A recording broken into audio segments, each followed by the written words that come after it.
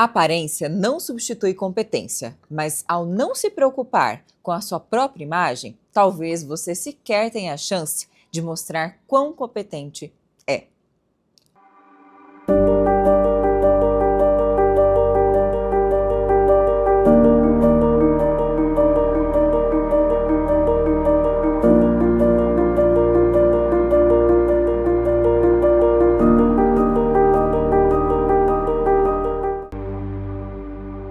Olá, seja muito bem-vindo ao meu vídeo inaugural aqui no YouTube. E não poderia ser diferente nessa oportunidade, já vamos falar de uma poderosa aliada para uma vida plena, a elegância.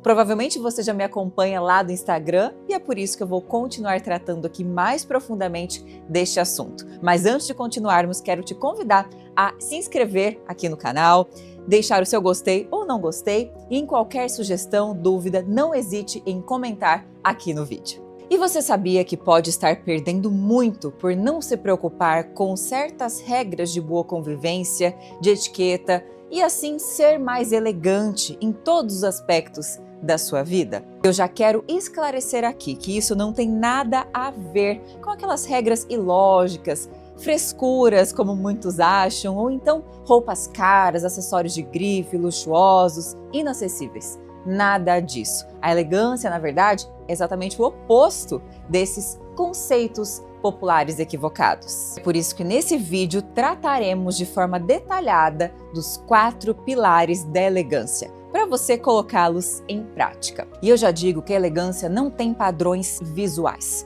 Qualquer pessoa pode atingi-la, mantendo a sua essência. Todas nós aqui, todos nós, com nossos valores pessoais, formato de corpo, características físicas, estatura, cabelo, tipo de pele, todas as pessoas podem elevar seus patamares e refinar-se em elegância. Afinal, já dizia o filósofo francês Paul Valéry, elegância é a arte de não se fazer notar, aliada ao cuidado sutil de se deixar distinguir. Dessa frase podemos extrair vários conceitos. Primeiro, a elegância verdadeira, ela não se faz notar, ou seja, ela não grita, ela não chama atenção a todo custo, não é espalhafatosa, não se impõe sobre os outros. Deixar-se distinguir significa que apesar da pessoa não querer chamar atenção, ela acaba se destacando, mas de forma sutil, equilibrada, silenciosa. Desde a sua maneira de falar, de se comportar, de se vestir e de tratar os outros, isso gera respeito e admiração, sem precisar de exageros. Por exemplo, se vestir com logotipos de marca, sair por aí, ostentando esse luxo para provar que é melhor que outra pessoa. Não, elegância é muito mais sobre ser do que ter. Dito isso, vamos então aos 4 pilares da elegância. E eu quero começar com um tema que talvez você nunca tenha pensado. A organização de rotina. Isso mesmo. Afinal, desordem, bagunça e aí improdutividade são verdadeiros venenos para um estilo de vida elegante. Imagine só aquela pessoa que vive atribulada, estressada com tantas tarefas. Ela é tudo menos elegante. É por isso que eu já quero te fazer a seguinte pergunta. Você aí vive nessa correria? Correndo atrás do tempo que parece se esvair pelas suas mãos e ao final do dia você ainda tem aquela péssima sensação de que não fez nada de produtivo? Se a sua resposta foi sim, eis aqui uma difícil verdade. Talvez as suas prioridades e a sua própria valorização como pessoa estejam sendo deixadas de lado sem que você talvez tenha percebido. Infelizmente, quem não tem prioridades acaba não realizando seus objetivos, procrastina em tudo e o pior, perde tempo com coisas supérfluas e não vive a satisfação de estar cumprindo a sua missão pessoal, que é aquilo que dá sentido à nossa vida. Vou citar o meu exemplo. Para quem não sabe, você talvez já tenha visto lá no Instagram, eu tenho 3 empregos diferentes, 3 trabalhos eu desempenho. Aqui nas redes sociais, trabalho no escritório de advocacia e sou apresentadora de TV. Eu posso lhe garantir, se eu não gerenciasse essa minha rotina e meu tempo, a minha vida seria o caos e eu não conseguiria fazer grande parte das coisas que eu faço. Porque, gente, tudo na vida se recupera. Um amor perdido, se arruma outro, dinheiro, você acaba conseguindo de volta, mas o tempo, isso não volta nunca. E ao contrário do que muitos pensam, a rotina, ela não aprisiona, mas sim nos liberta. Para isso, você deve organizar sua rotina com base em tarefas, fazendo listas mesmo e deixando essa lista em lugar aparente. Pode ser aí nas notas do seu celular ou então numa agenda, mas desde que você consiga visualizar com facilidade. Essas tarefas serão divididas assim: as mais importantes, que concernem ao seu desenvolvimento pessoal, por exemplo, aquele curso que você precisa fazer para se capacitar mais, não é verdade? Que vai levar mais um tempo, mas que vai ser excelente para o seu crescimento. Geralmente o que há de mais importante leva mais tempo, é feito a longo prazo, mas tem que ser feito todos os dias e é o que a maioria das pessoas acaba deixando de lado. E aí também tarefas urgentes que devem ser feitas. Por exemplo, algo que você tem que entregar, um projeto lá no seu trabalho que não pode esperar. E aí o objetivo disso, gente, é eliminar o que não for nem urgente nem importante. Por exemplo, ficar horas, e a maioria das pessoas fica e nem sabe, no celular, olhando, vendo vídeos inúteis. Nada mais precioso que o nosso tempo, e um estilo de vida organizado é a chave para uma vida em si mais elegante, equilibrada e sem estresse. Agora, pilar número 2, linguagem não verbal. Eu estou falando de gestos e de uma postura elegante. Ou seja, aquela que é ereta, os gestos que são suaves e que transmitem credibilidade, precisão e autocontrole. Até porque você não sabe, mas antes de abrirmos a boca para verbalizar qualquer palavra, o nosso corpo já disse, uma frase inteira, e os outros já tiraram suas primeiras impressões da gente, o que demora cerca de 3 segundos. Pois é, qual será a primeira impressão que você está passando? O nosso corpo diz muito sobre nós, a nossa postura diz isso. Nosso humor, autoconfiança, autoestima, elegância ou falta dela. E é claro, deve ser algo natural, não forçado. Nesse momento você pode até estar aí me perguntando, eu estou te vendo daí. Tá, Camila, mas o que a postura tem de tão importante para a elegância? A natureza estabelece uma hierarquia de dominância, em que todos nós lutamos pelas melhores posições na natureza e no meio social, não é verdade? De modo que, se andarmos por aí com uma postura derrotada, ombros caídos, cabisbaixos, um abdômen proeminente, inclusive o segredo da barriga negativa está em sempre contrair o abdômen para dentro, tá? Fica a dica. Isso gera nas pessoas uma sensação de status rebaixado e isso vai refletir em você. A impressão das pessoas, as pessoas elas falam sem dizer uma palavra, com um olhar, disso que eu estou falando aqui. Essas reações amplificam essa sensação de derrota, que é péssimo. Se você se apresenta com uma postura assim, as pessoas vão reagir dessa forma. E nesse momento, você pode até estar afirmando, nossa Camila, mas eu tô me sentindo mesmo, a minha realidade é essa, eu estou derrotado diante da vida, as coisas não estão indo bem. Pois é, mas aí, por acaso, você é somente um corpo? Não, você é muito mais que isso. É corpo, mente e espírito. E levantar a cabeça é um ato simbólico que indica que você está encarando a realidade, por mais difícil que seja, com a cabeça erguida e não vai esmorecer diante da primeira dificuldade ou daquela pessoa que quer ver você sim derrotado ali. De jeito nenhum. Entendeu? Então é por isso que você deve sim começar a se disciplinar para ter uma postura mais ereta e jamais andar por aí com cabeça baixa. Ande com uma cabeça paralela ao chão e não precisa ficar olhando nos olhos das pessoas, não. Mire lá no fundo, no horizonte, onde você quer chegar, bem longe. E além da postura, é claro, os gestos precisam comunicar uma palavra de ordem, que é sutileza. Nada de sair por aí pegando as coisas com pressa, com afobação, batendo a porta, não. Ou então, numa mesa de jantar, você levanta ali na frente de todo mundo, pega aquela cesta de pães no meio. Não, gente, calma, tranquilidade, peça para a pessoa que está ao lado apanhar a cesta e alcançá-la a você.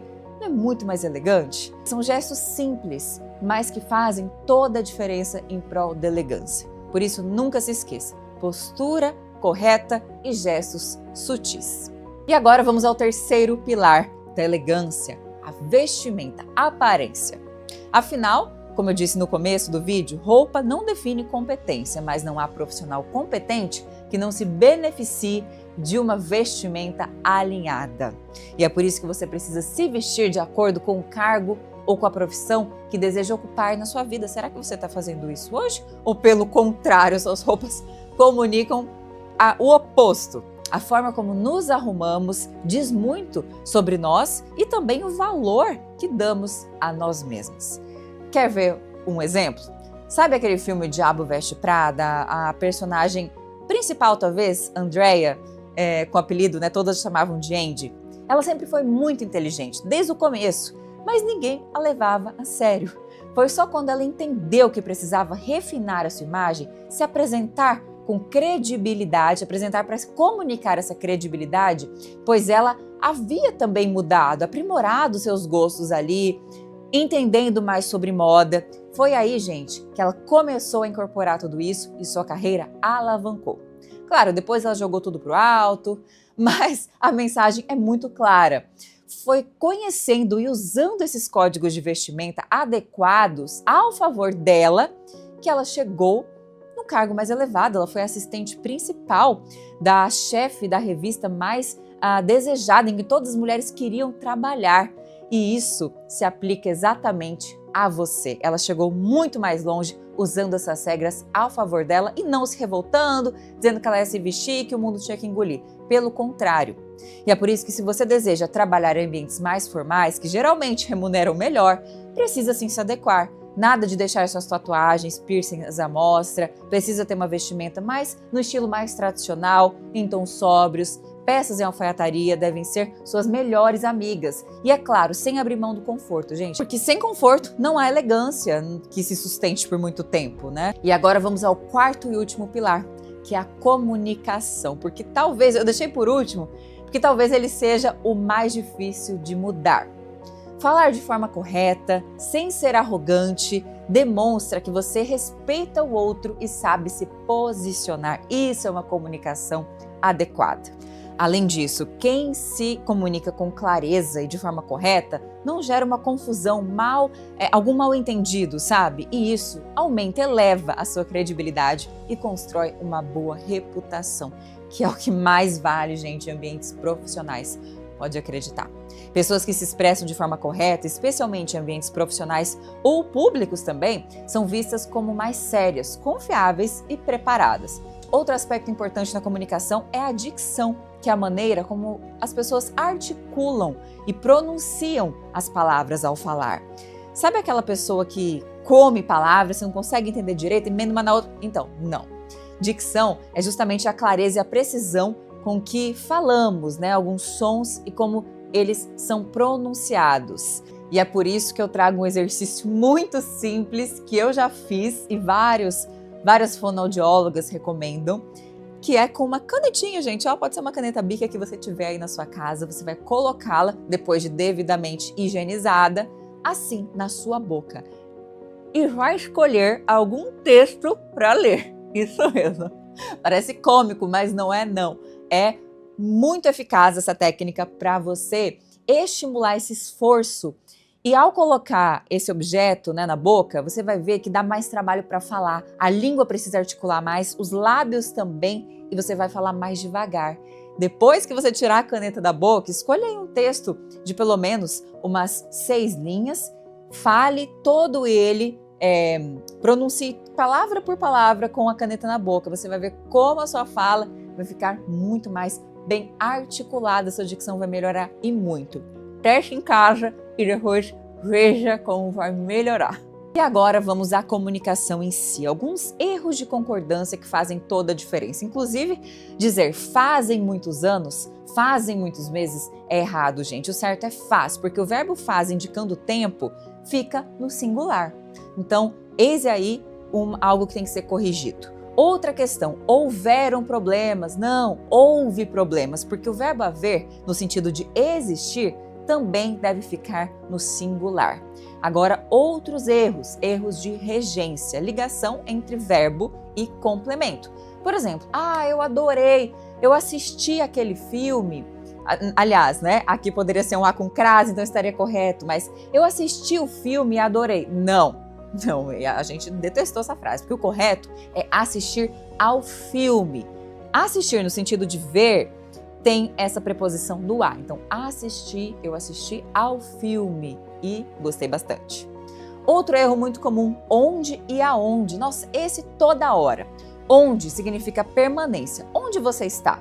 E aonde é movimento, aonde você vai.